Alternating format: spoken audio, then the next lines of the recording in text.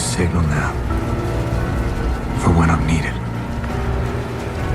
But when that light hits the sky, it's not just a call. It's a warning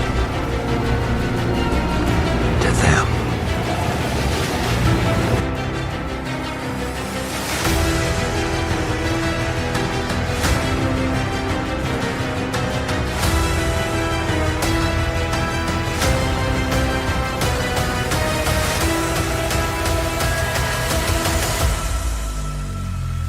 Yes, sir. Welcome to the Gotham Chronicles Beyond the Bat Signal. I'm your host, Domenic. Join me as we dive into the depths of Batman's lore, dissecting the Rogues Gallery, and uncovering the stories of our iconic vigilante known as the Dark Knight. Now, this is not going to be a Penguin story this week. We're doing quite the change up. What a series that one was. Man, I'm already missing it. I was looking forward to Sunday and we're not going to get a new episode. But I will be discussing Batman The Long Halloween, The Last Halloween, issue 2. But before we get into it, I just want to thank each of you guys for tuning in for today's episode. And thank you guys for the listeners for tuning in constantly. And for those of you that are new, welcome. Really appreciate you guys taking the time to listen to my voice, I guess. I mean, I don't know, but I do appreciate it. Now, where can you find me? If you want to follow along in upcoming episodes or even content where what I'm doing, you can follow along at Beyond Bat Signal on X/Twitter, or you can shoot me an email if you want to leave a comment. That is at beyondthebatsignal@gmail.com. Recently, I was on the Batman Book Club and was with Mr. Ryan Lauer, and we discussed Batman Heart of Hush. Highly recommend you tune into that episode. It was a doozy. I had a lot of fun chatting with him.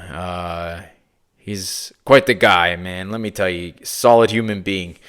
Now, rate and review. If you don't mind rating and reviewing this show and giving 5 stars, leave a comment if you'd like. It goes a long way to help spreading the word. And heck, you know what? That's if there was one little Christmas gift, what I'm asking for, rate and review if you could. It takes 2 minutes of your time, and that'll be on Apple, Spotify. Doesn't matter, wherever you listen to podcasts. Now, with that being said, let's get into Batman issue 2 of The Last Halloween.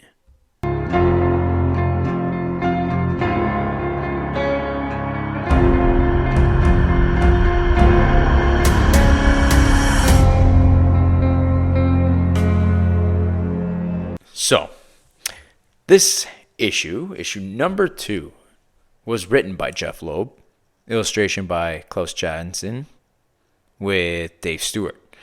I got cover A, which was the cover was by Tim Sale, and I absolutely love it. I think I'm going to be sticking to Tim Sale's art or the covers just because, this is a dedication to Tim Sale, and I love that on the back of the final page, they always have a picture of something that Tim Sale drew, and it's just a memory of the year he was born to the year he passed. So it says Tim Sale, 1956 to 2022. And let's get into, I guess, the book itself. This is going to be full spoilers ahead. So now, the story does take place in November. So we obviously know that the first issue happened October 31st, and then the story is going to obviously progress, and we begin in November, where it kind of starts off with Solomon Grundy on a boat, and he's all chained up in the middle of an ocean with 2 guys, and he's not wearing his jacket, and they basically dump him in the ocean, and it looks like they presume that he's dead because he doesn't have his jacket on, right? And the story kind of circles back to it where Batman's found his let me get to it. But they dump him, but what the next couple panels look like is Grundy's swimming away. Now, that's just my perception. I wonder what people that are reading it and their perception is. But, this is a guy who's already died once, and I'm not sure. He does live underground in the sewers. Maybe he's got a thing for water. Maybe he knows how to swim. So then we kind of flip over, and then we notice that Batman's in Arkham Asylum, and he's bringing Robin, which this is his first time in Arkham. The one thing I kind of noted here, I just wrote things down, and I noticed that Robin's got long sleeves, and I don't know, maybe he's switching his attire because, heck, it's winter time, and he's like, I think it's time for some long sleeves, and it's time to wear some pants. I wasn't sure if I was a fan of it, though. For me, I like consistency. And we'll talk about the artwork coming up. But then we get into Jervis Tetch, who is mentioned, and obviously there's some connective tissue with Haunted Night, and we know that he's got a thing for kids.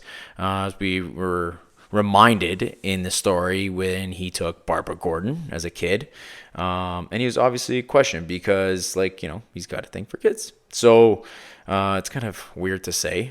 Anyway, so then we get a scene where Batman is beating the living heck out of Tetch just to get some answers. So just a reminder, Jervis Tetch, he's the Mad Hatter, and Batman's beating him up to a pulp, and he's kind of giving some riddles.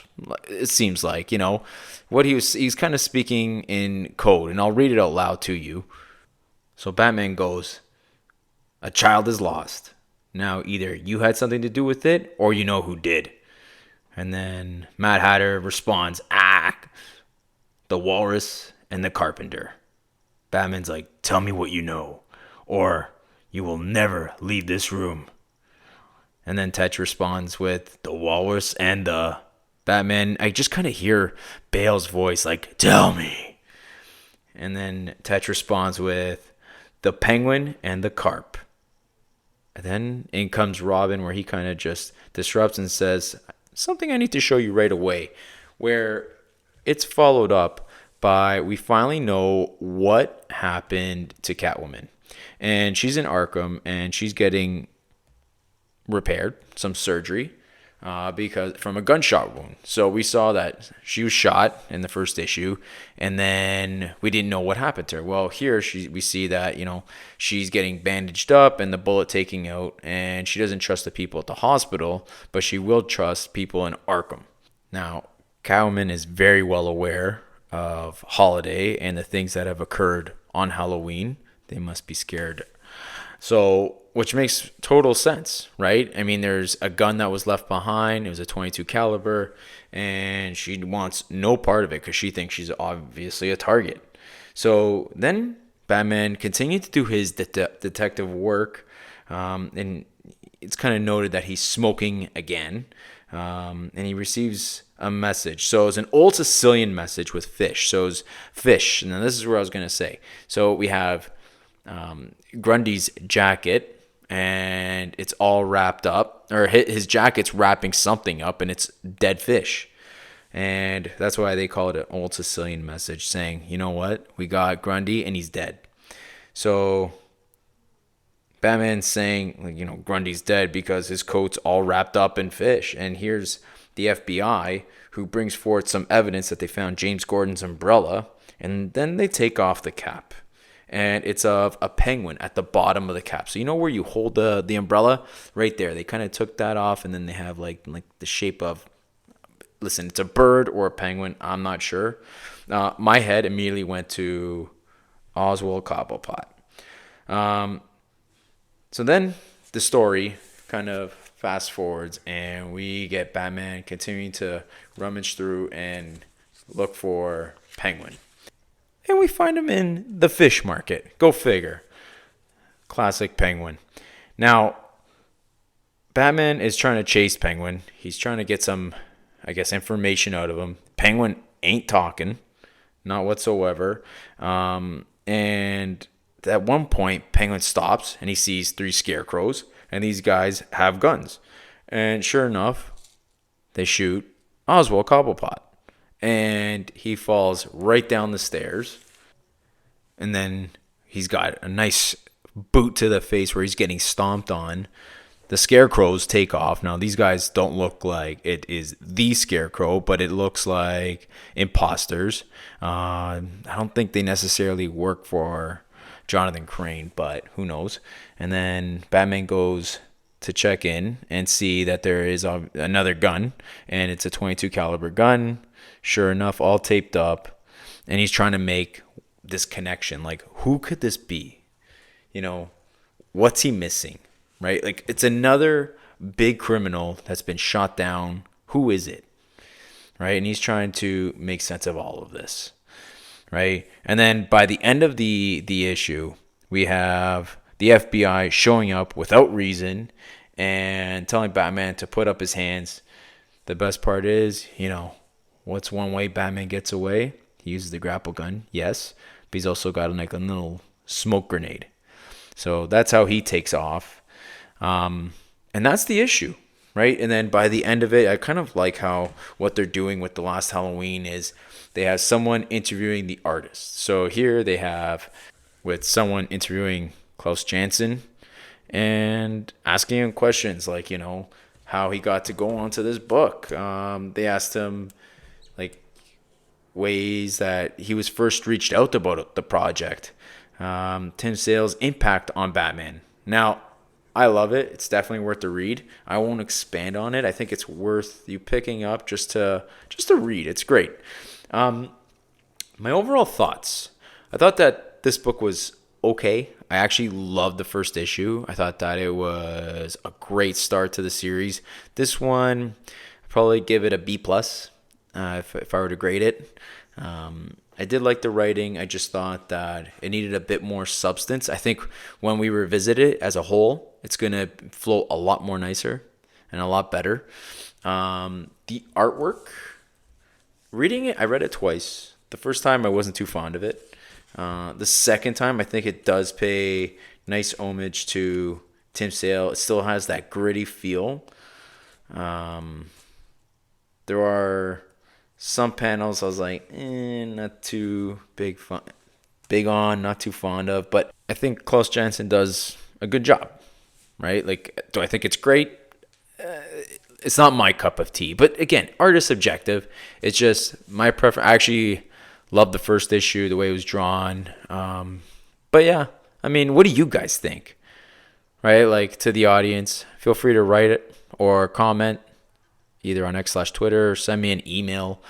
But yeah, I actually did like this issue. I'd give it a B+. I don't think it was as strong as the first. I absolutely love the scene where Batman's basically going into Arkham and beating the living crap out of Mad Hatter. And then at the end, like, it kind of leaves me puzzled, like asking more questions. Like, okay, we have another big villain down. I don't know if he's dead or not. Still don't know anything about Two-Face and what's going on with Gilda Dent. So there's questions, right? And again, I'm looking forward to later this month picking up issue number 3 because I'm so curious as to where this is going to lead. But yeah, I think overall it's worth the buy. I'm sticking right through it. I mean, I missed Batman The Long Halloween and Dark Victory. I missed those boats. Those boats or ships have sailed, and I'm not going to miss this one, especially with Jeph Loeb on the title, and then we have various artists coming up. So looking forward to it, looking forward to reading it, and then reviewing it. So I'm having a lot of fun.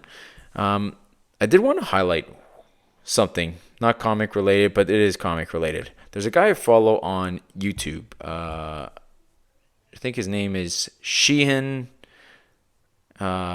Sheehan is Dead Comics. This guy's got so many interviews that you should check out his YouTube page. Not even joking. So it's SHEEHAN is Dead Comics. And, he's got guys like Tim Sheridan, Rom V. Who else? Oh, yeah. Even Dan DiDio. Like, you want to talk about animated? That guy is animated. Anyway, worth checking out their YouTube page. Had a lot of fun watching this guy. Still do. So I look forward to it, especially the DC stuff. Really do enjoy it. Now, that is the end for today's episode. It's a short one. Feel free to rate and review the show, as, listen, it helps spread the word and goes a long way. X/Twitter, if you want to reach me there, at Beyond Bat Signal. And if you have any comments, questions, concerns, email me, beyondthebatsignal@gmail.com. My name is Domenic. I'm your host, and this is Beyond the Bat Signal, signing off.